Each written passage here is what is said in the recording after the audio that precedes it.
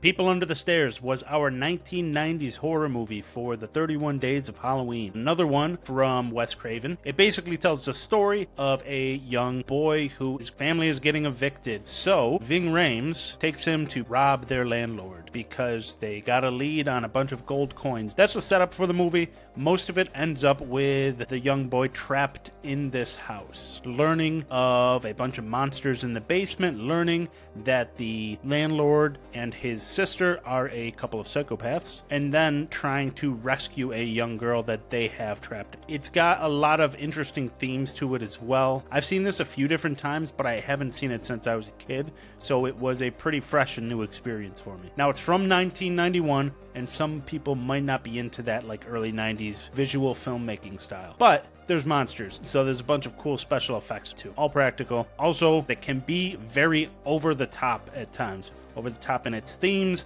over the top in its action, over the top in some of its violence, but I wouldn't call it gory. And I think all of this is intentional, since the movie kind of acts as a metaphor. And so light spoilers here on what some of the themes are. Basically, this brother and sister have been using real estate to keep everyone in this community or everyone in this part of the city in poverty. The boy who is in this, as I said, he is trying to work to come up with the money to save his family. And we learn that the reason that our villains here want them out of the house is because they're demolishing whole parts of this neighborhood, trying to build condos in their place. It's a big theme of gentrification and how that's impacting the community and all the people within it. Another big theme of it is that these villains have hoarded so much of the wealth in the neighborhood that they don't even keep track of this money. It is all buried in a room in their basement. They don't notice when money from it goes missing. You notice that throughout this entire movie, they don't do anything with the money. They're just addicted to gathering wealth.